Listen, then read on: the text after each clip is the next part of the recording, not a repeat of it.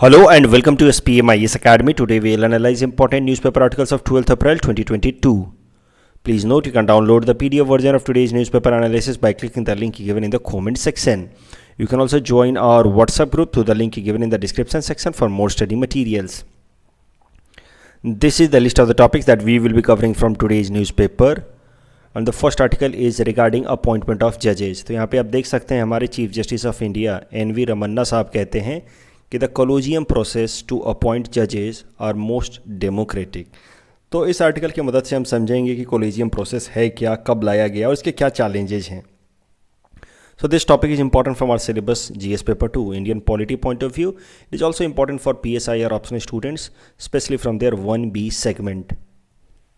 सबसे पहले देखते हैं कि सुप्रीम कोर्ट और हाई कोर्ट, जिनको मिलाकर के हायर जुडिशरी कहते हैं हमारे देश में, उनके जजेज के सिलेक्शन का प्रोसेस क्या है। तो प्रोसेस से पहले एलिजिबिलिटी देख लेते हैं। So eligibility to become a supreme court जज, of course the person must be citizen of India, 65 years of age से कम होना चाहिए क्योंकि this is the retiring age, and they must have been जज ऑफ वन और more high court continuously for 5 years, or the concerned person must have been advocate in the high court for at least 10 years, or the recommended person must be a distinguished jurist in the opinion of the president. ठीक वैसे ही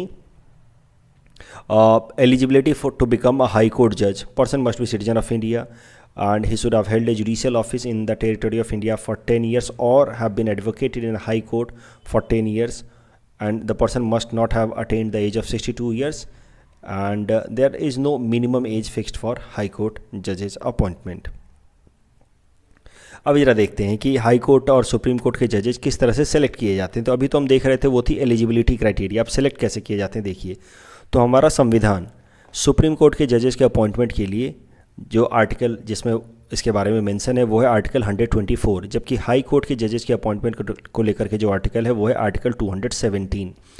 article 124 regarding supreme court जजेज appointment कहता है कि the Indian appointment of chief justice and जजेज of the supreme court will be done by the president bye warrant under his hand and seal after consultation with chief justice of India and other जजेज as he may deem fit.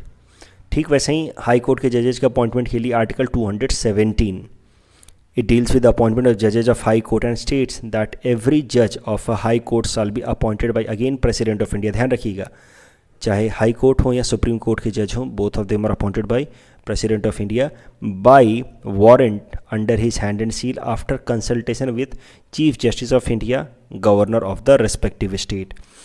यहाँ पे जो सबसे ध्यान देने वाली बात है वो है ये वर्ड कंसल्टेशन, कि भाई प्रेसिडेंट अपॉइंट करेंगे सुप्रीम कोर्ट के जज को या हाई कोर्ट के जज को। सुप्रीम कोर्ट के जज को जब अपॉइंट कर रहे हैं तो चीफ जस्टिस ऑफ इंडिया को कंसल्ट करेंगे, और हाई कोर्ट के जज को अपॉइंट करेंगे तो चीफ जस्टिस ऑफ इंडिया और उस स्टेट के गवर्नर को कंसल्ट करेंगे। अब सवाल ये उठता है कि ये वर्ड कंसल्ट का क्या मतलब है। Is this consultation means concurrence, कि उनको चीफ जस्टिस ऑफ इंडिया की बात माननी ही माननी है, क्योंकि कंसल्टेशन वर्ड थोड़ा सा ओपन एंडेड है, राइट। किसी को कंसल्ट करना, आप कह सकते हैं कि मैंने आपको कंसल्ट किया, अब आप मेरी मर्जी में आपकी बात मानूं या ना मानूं। दूसरा ये हो सकता है कि आपको उनकी बात माननी ही माननी है। तो अगर टेक्निकल भाषा में कहा जाए तो डिबेट वाज कि whether this consultation word mentioned in article 124 and 217 means concurrence और नॉट। कंसल्टेशन इज कंकरेंस और नॉट, यानी कि क्या बात माननी है या नहीं माननी है, कि उनके मर्जी पे है। सुना, मर्जी हो तो माने, ना माने तो ना, मर्जी हो तो ना माने। तो ये कंसल्टेशन का मतलब कंकरेंस है या नहीं है, ये पहली बार ये केस उठा इन सुप्रीम कोर्ट, जिसको नाम दिया गया है फर्स्ट जजेज case in 1981, and in this case the supreme court ruled that the word consultation does not mean concurrence, यानी कि president will consult chief justice of India, लेकिन चाहे चीफ जस्टिस ऑफ इंडिया का जो भी ओपिनियन हो, president उसको मानने के लिए बाउंड नहीं है, वो कुछ और भी अपॉइंटमेंट कर सकते हैं। लेकिन इस चीज़ को रिवर्स कर दिया जुडिशरी ने इन सेकंड जजेज केस ऑफ 1993। उन्होंने कह दिया कंसल्टेशन मेंट कंकरेंस, यानी कि अब चीफ जस्टिस ऑफ इंडिया जो कंसल्टेशन देंगे, जो ओपिनियन देंगे प्रेसिडेंट को वही मानना है। और यहाँ पे चीफ जस्टिस ऑफ इंडिया और गवर्नर जो ओपिनियन देंगे प्रेसिडेंट को वही मानना है for appointment of high court जजेज। तो इसको पूरी तरह से रिवर्स कर दिया सुप्रीम कोर्ट ने इन द सेकेंड जजेज केस। आपको पता है कि Supreme Court is known as guardian of the constitution.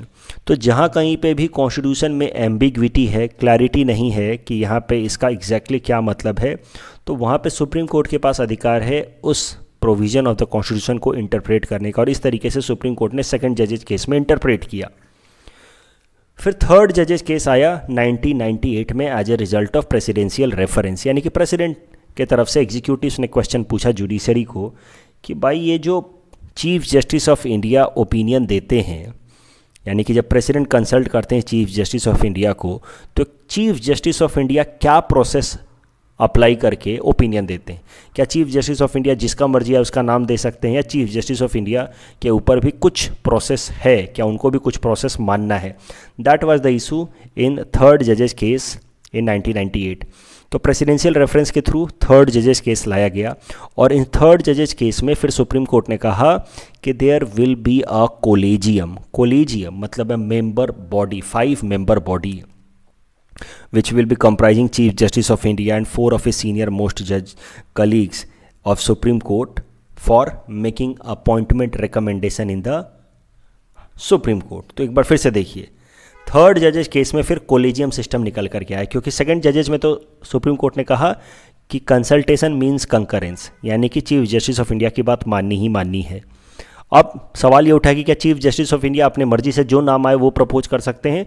तो थर्ड जजेज केस में सुप्रीम कोर्ट ने कहा नहीं। होगा क्या कि अगर मान लीजिए कि सुप्रीम कोर्ट के जजेस का अपॉइंटमेंट करना है तो there will be a collegium. Collegium means chief justice of India, उसके एक मेंबर होंगे प्लस 4 सीनियर मोस्ट जजेज ऑफ द सुप्रीम कोर्ट, और ये लोग मिल करके एक नाम प्रपोज करेंगे प्रेसिडेंट ऑफ इंडिया को। मान लीजिए कि सुप्रीम कोर्ट में कोई भी पोस्ट खाली है जज की, तो ये 5 लोग मिल करके नाम प्रपोज करेंगे प्रेसिडेंट को, और फिर president will make appointment to the supreme court. मुद्दा ये है कि इफ़ 2 ऑफ दीज जजेस से no to a name, that name should not be recommended. मुद्दा ये है कि यहाँ पे 5 जजेज की जो कोलेजियम है इसमें कोई मेजॉरिटी ऑफ वोटिंग से फैसला नहीं होता है। नियम ऐसा है कि 5 में से अगर 2 ने भी कह दिया कि नहीं नहीं ये नाम तो नहीं होना चाहिए, तो नाम इन जनरल रिजेक्ट हो जाता है। वैसे अगर हाई कोर्ट की बात की जाए तो हाई कोर्ट के कॉलेजियम में होते हैं chief justice of India, chief justice of the concerned high court. मान लीजिए कि हाई कोर्ट में कोई एक पोस्ट खाली है, तो उसमें chief justice of India, chief justice of that high court and 2 senior most जजेस ऑफ सुप्रीम कोर्ट मिल करके रिकमेंडेशन देते हैं प्रेसिडेंट को, और उसके बेसिस पे अपॉइंटमेंट होता है। आपको ये भी समझना चाहिए कि सुप्रीम कोर्ट के अंदर ये सीनियरिटी का क्या मतलब है। 4 सीनियर मोस्ट जजेस, तो सीनियरिटी किस बेसिस पर डिसाइड होती है ये भी आपको समझना चाहिए। देखिए, seniority is not decided on the basis of age, इस बात का ध्यान रखेंगे। ऐसा नहीं कि किसी जज की एज 63 ईयर्स है और दूसरे की 62 ईयर्स है तो 62 ईयर्स वाला जूनियर हो गया, ऐसा नहीं है। Seniority in the supreme court is decided on the basis of appointment date, तो जिसकी अपॉइंटमेंट पहले होती है वो सीनियर माना जाता है। So on the basis of induction in the supreme court seniority is decided. तो अगर कोई इंसान 2020 में अपॉइंट हुआ है, दूसरा 2021 में अपॉइंट हुआ है, तो 2020 वाला सीनियर माना जाएगा इरेस्पेक्टिव ऑफ एज। अभी चीफ जस्टिस ऑफ इंडिया के लिए भी ज़रा बात कर लेते हैं। ये तो बात होगी कि कोई भी normal chief justice of India के अलावा अगर कोई दूसरा जज का पोस्ट खाली है तो वहाँ पे कैसे अपॉइंटमेंट किया जाएगा। CGI chief justice of India को कैसे अपॉइंट किया जाएगा वो भी ज़रा समझते हैं। तो उसके लिए भी नियम यही है कि president chief justice of India को अपॉइंट करते हैं। पहले किस तरह का सिस्टम होता था कि जो out going chief justice of India होते थे वो अपने सक्सेसर को रिकमेंड करते थे कि सर मेरे बाद, प्रेसिडेंट को रिकमेंड करते थे कि मेरे बाद इनको चीफ जस्टिस ऑफ इंडिया बना दिया जाए। और चीफ जस्टिस ऑफ इंडिया, जो out going chief justice of India होते थे, वो नॉर्मली जो सीनियर मोस्ट जज होता था उनका नाम वो रिकमेंड कर देते थे। तो ये कन्वेंशन चल रहा था, कोई नियम नहीं है, क्योंकि संविधान में ऐसा कुछ भी क्लियर कट नहीं लिखा है कि कौन होगा चीफ जस्टिस ऑफ इंडिया। तो सीनियर मोस्ट जज होते थे और जब वो रिटायर होते थे तो अपने के बाद जो सीनियर मोस्ट जज होता था उनका नाम वो रिकमेंड कर देते थे प्रेसिडेंट को। लेकिन फिर बाद में सरकार ने क्या करना शुरू किया, चूँकि president acts on aid and advice of council of minister, सरकारों ने बाद में, खासकर इंदिरा गांधी जी के टाइम में, जो उनके मन पसंदीदा सुप्रीम कोर्ट जज होते थे उनको वो एलिवेट करके चीफ जस्टिस ऑफ इंडिया बना देते थे बाईपासिंग द सीनियरिटी। तो फिर सेकंड जजेज केस में चीफ जस्टिस ऑफ इंडिया कौन होंगे उसको लेकर के भी सुप्रीम कोर्ट ने फैसला सुनाया। उन्होंने कहा कि सीनियर मोस्ट जज ही चीफ जस्टिस ऑफ इंडिया होगा, सरकार की आर्बिट्ररी पावर इसमें नहीं चलेगी। तो मुद्दा यह है कि हमारा संविधान प्रेसिडेंट किनको अपॉइंट करेंगे चीफ जस्टिस ऑफ इंडिया के तौर पे, इसको लेकर के कोई भी क्वालिफिकेशन ले डाउन नहीं करता है। लेकिन सेकंड जजेज केस में सुप्रीम कोर्ट ने कहा कि द सीनियर मोस्ट जज will be made chief justice of India and this is how, जो पहले कन्वेंशन था, मतलब खाली माना जा रहा था, उसको सुप्रीम कोर्ट ने एक तरीके का रूल बना दिया। The convention of appointing senior most जज as the CJI was made a procedure और रूल इन द सेकंड जजेज केस। तो अब सरकार के पास क्या पावर है जजेज की अपॉइंटमेंट में? एक तरीके से देखिए तो हमारे देश में ऐसा सिस्टम है वेयर जजेज आर अपॉइंटिंग जजेज। जजेज रिकमेंडेशन देते हैं, अपने कोलेजियम जो होती है 5 जजेज की, वो रिकमेंडेशन देती है और प्रेसिडेंट को चुपचाप से मानना होता है। सरकार के बहुत लिमिटेड अधिकार हैं। अगर मान लीजिए कि कोई नाम आया है रिकमेंडेशन में, तो सरकार उस नाम पे इन्वेस्टिगेशन करती है। मान लीजिए कि कोई सुप्रीम कोर्ट का लॉयर को अब एलिवेट करना है थ्रू द लेवल ऑफ जज, तो सरकार की जो एजेंसी इंटेलिजेंस ब्यूरो वो उस इंसान का थोड़ा सा टेक्निक बैकग्राउंड चेक करती है और बैकग्राउंड चेक करने के बेसिस पे after that government can raise an objection once कि सर ये नाम ठीक नहीं है, इस इंसान का थोड़ा बैकग्राउंड ख़राब है। लेकिन अगर कोलेजियम ने उस नाम को दोबारा से प्रपोज कर दिया तो प्रेसिडेंट को उनको अपॉइंट करना ही होगा। तो this is the procedure so far. तो मुद्दा ये है कि हमारे देश में जजेज अपॉइंट जजेज, इसको लेकर के बहुत क्रिटिसिज्म भी किया जाता है कि there is no principle of checks and balances in the process of appointment of जजेज। इसको लेकर के इस तरह का सवाल आपसे मेंस में पूछा जा सकता है। Explain the process of selection of supreme court जजेज in India, suggest measures to prevent the executive's unnecessary intervention in judiciary. आपको बताना है कि सुप्रीम कोर्ट के जजेस का अपॉइंटमेंट जो है आर्टिकल 124 और हाई कोर्ट के जजेस का अपॉइंटमेंट आर्टिकल 217 के बेसिस पे होता है। तो इनिशियल ईयर्स में appointment was mainly done on the basis of seniority. CGI के लिए तो सीनियरिटी के बेसिस पर इस तरीके से होता था। लेकिन 70s में, खासकर इंदिरा गांधी जी के टाइम में, लेकिन आप इंदिरा गांधी जी का नाम लिखना अवॉइड करेंगे, सीधा सीधा लिखेंगे 70s के टाइम में, ये क्राइटेरिया को धीरे धीरे सरकार ने बदलना शुरू किया और सरकार ने इंटरफेरेंसन करना शुरू किया जजेस के अपॉइंटमेंट में। तो और उन लोगों को अपॉइंट किया जाता था एज ए सुप्रीम कोर्ट जज, या फिर उनको एलिवेट किया जाता था चीफ जस्टिस ऑफ इंडिया जो सरकार के ज़्यादा करीब होते थे। और फिर सुप्रीम कोर्ट ने सेकंड और थर्ड जजेस के बेसिस केसेस के बेसिस पे, सेकंड एंड थर्ड जजेस केस बेसिस पे 1993 और 1998 के बेसिस पे कोलेजियम सिस्टम को इस्टेब्लिश किया इंडिया में। And this is how we have a system where जजेज appoint जजेज। अब जजेज अपॉइंट जजेज वाला सिस्टम जो है ये भी क्रिटिसाइज़ किया जाता है फॉर इट्स ओपेकनेस, कि भाई क्या क्राइटेरिया है, क्या बेसिस पे जजेज अपॉइंट कर रहे हैं। It is also criticised for having absence of checks and balance. इसको काउंटर करने के लिए सरकार लेकर के आई थी 99th कॉन्स्टिट्यूशनल अमेंडमेंट बिल, जिसमें उन्होंने एक कमेटी बनाने की कोशिश की थी, national judicial appointment committee, 6 member committee for appointment of जजेज which should replace the collegium system. लेकिन हमारी जुडिशरी ने नेशनल जुडिशियल अपॉइंटमेंट कमेटी का जो कॉन्सेप्ट है अंडर 99 कॉन्स्टिट्यूशन अमेंडमेंट एक्ट, उसको स्ट्राइक डाउन कर दिया, claiming that it breaches the independence of judiciary. तो इस तरीके से NJAC वाज डिक्लेयर्ड अनकॉन्स्टिट्यूशनल। लेकिन अब सरकार के पास देखिए कोई ज़्यादा अधिकार तो है नहीं जजेस के अपॉइंटमेंट को लेकर के। तो एग्जीक्यूटिव्स को क्या करते हैं, एक या दूसरे तरीके से वो इंटरफेरेंस करने की कोशिश करते हैं जुडिशरी के अपॉइंटमेंट में। क्या करते हैं कि मान लीजिए कि जुडिशरी के कोलेजियम से नॉमिनेशन आया कि भाई इस इंसान को सुप्रीम कोर्ट या हाई कोर्ट का जज अपॉइंट किया जाए, वो जल्दी करते ही नहीं है। So they create inordinate delay in they make inordinate delay in the appointment process. That is one big issue and that ultimately is creating a bigger threat to entire judicial process. ये executive और judiciary के आपस के differences के कारण पूरा का पूरा जुडिशियल प्रोसेस वीक हो रहा है। कंक्लूजन में आपको इस तरीके से लिखना है कि जुडिशियल इंडिपेंडेंस भी जरूरी है, लेकिन जुडिशियल अकाउंटेबिलिटी एंड ट्रांसपेरेंसी भी जरूरी है। और इस कारण से हमें किस तरह का मॉडल लेकर के आना चाहिए जो जुडिशरी इन तीनों प्रिंसिपल के बेसिस पे इस्टेब्लिश हो सके। अभी मुद्दा क्या है कि पहले जुडिशियल इंडिपेंडेंस वॉलेट हो रहा था और अब in collegium model judicial accountability is getting violated. तो हमें कुछ इस तरह का सिस्टम लाना चाहिए जिसमें कोलिजियम बेसिस पे ही अपॉइंटमेंट हो, लेकिन कोलिजियम किस तरीके से अपना फैसला ले रही है, that method should be made completely transparent. The next article is about 2+2 dialogue platform between India and the US. And this topic is important from our syllabus GS paper 2, Indian international relations point of view. देखिए 2+2 format of bilateral meeting का क्या मतलब होता है?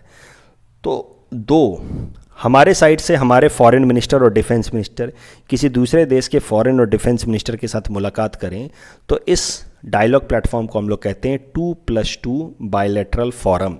India ने अभी तक 2+2 dialogue platform 4 देशों के साथ इस्टेब्लिश किया है.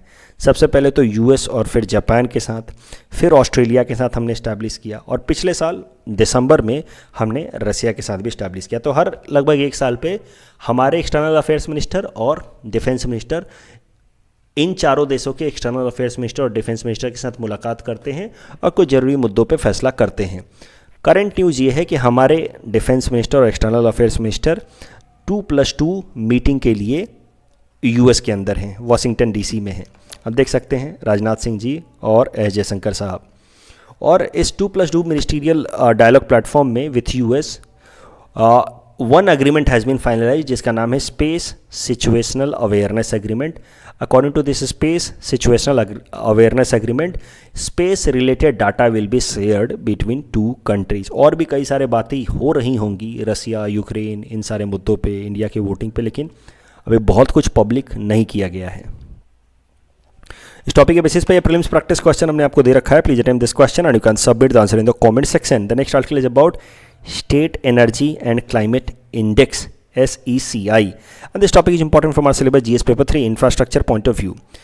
देखिए state energy and climate index, ये एक नया इंडेक्स शुरू किया है नीति आयोग ने, जिसमें हमारे देश के स्टेट्स को रैंकिंग दी जाएगी on the basis of energy sector की, एनर्जी सेक्टर को कितना बढ़िया वो मैनेज कर रहे हैं और उसके बेसिस पे स्टेट्स को रैंकिंग दी जाएगी. तो इसमें 6 टोटल ब्रॉड पैरामीटर्स हैं जिसके बेसिस पे स्टेट्स को रैंकिंग दी जाएगी. 6 parameters.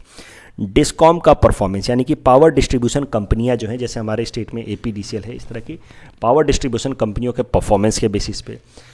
Accessibility, affordability and reliability of energy, कितना आराम से एनर्जी मिलता है, कितना महंगा या सस्ता है, या कितनी बिजली जाती है, ये सब. Clean energy initiative, energy efficiency, यानी कि कितना कम से कम एनर्जी कंजम्पशन हम कर रहे हैं और ज़्यादा ज़्यादा आउटपुट निकाल रहे हैं. इन्वायरमेंट सस्टेनेबिलिटी, यानी क्या क्या नई इनिशिएटिव लिए गए in the field of energy, इन सब के बेसिस पे 6 पैरामीटर्स के बेसिस पे states will be given ranking state energy climate index being published by NITI Aayog. News ये है कि पहला report of state energy climate index has been published by NITI Aayog और इसमें रैंकिंग दी गई है 3 क्राइटेरिया में, लार्जर स्टेट्स में, स्मॉलर स्टेट्स में या यूनियन टेरिटरी में. लार्जर स्टेट्स में Gujarat has been top performer followed by Kerala and Punjab. Worst have been Jharkhand, Madhya Pradesh and Chhattisgarh. Smaller states में Goa is the best performer followed by Tripura and Manipur. Bottom में या वर्स्ट परफॉर्मर है Meghalaya, Nagaland and Arunachal Pradesh. Union territory में Chandigarh is best performer, while bottom में है Andaman Nicobar, Jammu Kashmir and Lakshadweep. इस topic के basis पे ये प्रीलिम्स प्रैक्टिस क्वेश्चन हमने आपको दे रखा है. Please attempt this question and you can submit the answer in the comment section. The next article is about anti tank guided missile, that is Helina. तो Helina helicopter loaded Nag missile, helicopter loaded Nag missile को short में हम लोग कहते हैं Helena. आपको मैं पहले भी करा चुका हूँ, वो पे आपको याद होगा, इंडिया का इंटीग्रेटेड गाइडेड मिसाइल प्रोग्राम, जिसमें पृथ्वी, अग्नि, आकाश, त्रिशूल और एक नाग मिसाइल था. 5 में से एक नाग मिसाइल था. Nag is an anti tank missile. अब ये नाग मिसाइल को over a period of time, वो तो एंटी टैंक, ये जो integrated guided missile development programme वो तो 1980s में शुरू हुआ था. उसमें एक जो नाग मिसाइल था वो था एंटी टैंक, यानी कि दूर से ही टैंक को उड़ा दे. अब इस नाग मिसाइल को हमने हेलीकॉप्टर बेस्ड बना दिया, हेलीकॉप्टर से जिसको लॉन्च कर सकें, और उसी को हमने कहा हेलिना. तो ये एकदम लेटेस्ट वर्जन है नाग मिसाइल का, हेलिना. तो हेलिना न्यूज़ में इसलिए है क्योंकि हेलिना का सक्सेसफुल टेस्ट कराया गया है पोखरन में. देखते हैं. तो सबसे पहले तो एंटी टैंक मिसाइल्स के बारे में समझते हैं. जैसा आप देख सकते हैं, टैंक्स को डिस्ट्रॉय करने वाला मिसाइल को हम लोग कहते हैं एंटी टैंक मिसाइल. तो अलग अलग तरह का एंटी टैंक मिसाइल होता है. ऐसा छोटा सा एंटी टैंक मिसाइल भी हो सकता है जो शोल्डर लॉन्च्ड होता है. उसके अलावा व्हीकल लॉन्च्ड हो सकता है एंटी टैंक मिसाइल, और जो लेटेस्ट वर्जन होता है helicopter launched anti tank missile हो सकता है. ऑफ कोर्स जो shoulder launched anti tank missile होगा कम पावरफुल होगा, राइट. एंटी टैंक मिसाइल में हीट मैकेनिज्म होता है, हीट का फुल फॉर्म है high explosive anti tank warhead.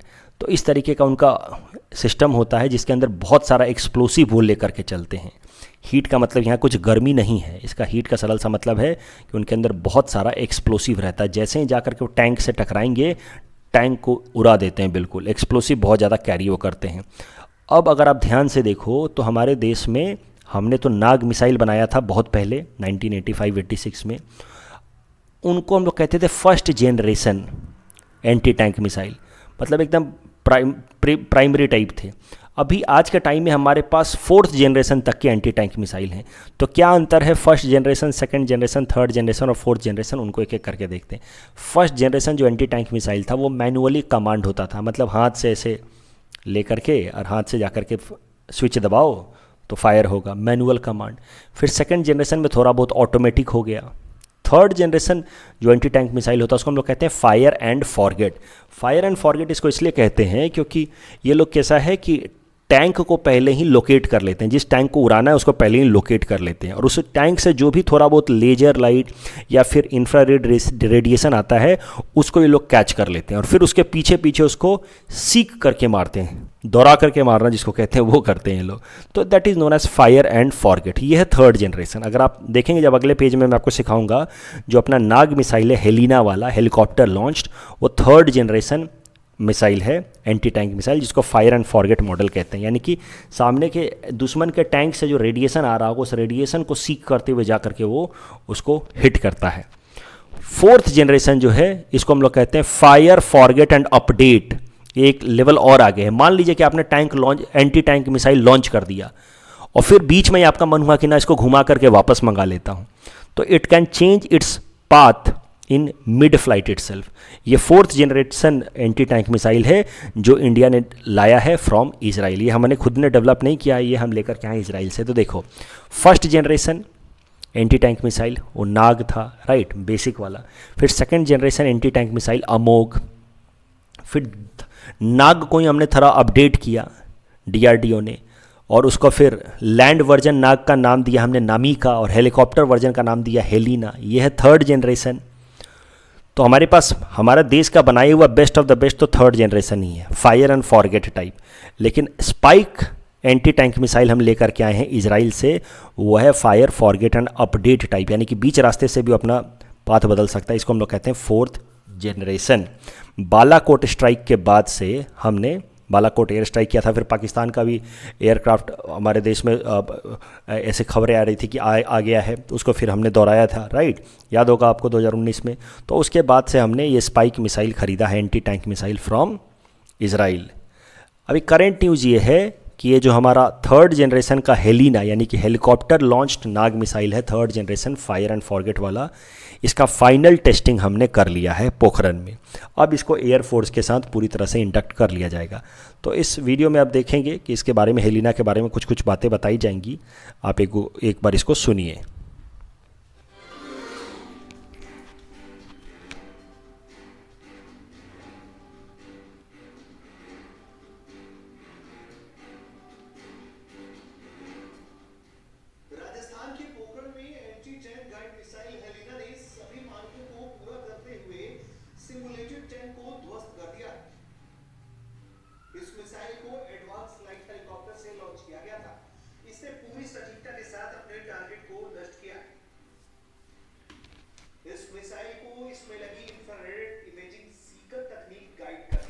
Sikar technique, infrared के साथ ही सक्रिय हो जाता है। फायर एंड फॉरगेट बोलेंगे।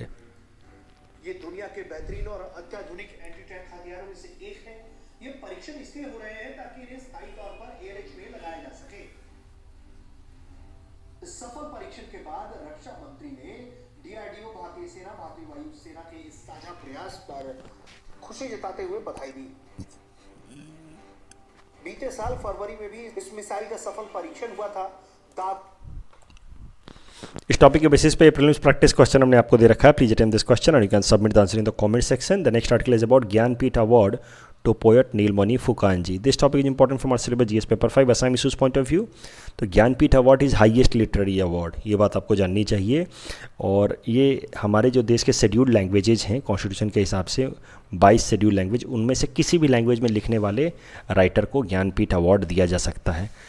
It was started by a cultural organisation जिसका नाम है भारतीय ज्ञानपीठ. इसको 1961 में इनिशिएट किया गया, कॉन्स्टिट्यूट किया गया, लेकिन पहला अवार्ड 1965 में ही दिया जा सका था. इस अवार्ड में, ज्ञानपीठ अवार्ड में 11 लाख रुपए का कैश अवार्ड, उसके अलावा एक ब्रोंज रेप्लिका जिसको वाघ देवी या सरस्वती कहते हैं वो दिया जाता है. न्यूज़ यही है, जैसा कि मैंने आपको बताया, हमारे असम के असमीज पोएट नीलमणि फुकानजी को 56th ज्ञानपीठ अवार्ड दिया गया. उनके साथ ही कोंकणी नोवेलिस्ट दामोदर मौजो को दिया गया 57th ज्ञानपीठ अवार्ड. अगर बात करें पहला ज्ञानपीठ अवार्ड असम से जिनको दिया गया है तो वो हैं वीरेंद्र कुमार भट्टाचार्य जी. उनको 1980 में मृत्युंजय द इमॉर्टल के लिए ज्ञानपीठ अवार्ड दिया गया था. अब आपने जैसा देखा कि जीएस पेपर 5 में APSC में उन्होंने पर्सनालिटी बेस्ड कई सारे सवाल पूछ लिए थे, तो आपको वीरेंद्र कुमार भट्टाचार्य जी के बारे में कई इन्फॉर्मेशन मैंने दे रखा है. इस first novel was Rajpathe Ringiyai. He also was awarded Sahitya Akademi Award for his Assamese novel Iyarungam, and it is the first Assamese novel to win Sahitya Akademi Award. He was editor of magazine Ramdhenu. और भी कुछ चीज़ें मैंने दे रखी हैं यहाँ पे, एक बार आप देख सकते हैं. पीटी पर्सपेक्टिव से first Assamese women to win Jnanpith award was Indira Goswami ji, and she was overall second Assamese and first Assamese women and second Assamese overall to win Jnanpith award. और अब नीलमणि फुकानजी became the third person, right. इस topic के basis पे prelims practice question हमने आपको दे रखा है. Please attempt this question and you can submit the answer in the comment section. कल जो हमने आपको प्रैक्टिस क्वेश्चन दिया था उसका आंसर देख लेते हैं. Which are the following is most likely the consequence of implementing UPI. Mobile wallets will not be necessary for online payments and Pinaka is a missile launcher. That's all from our side for today. Thanks for watching.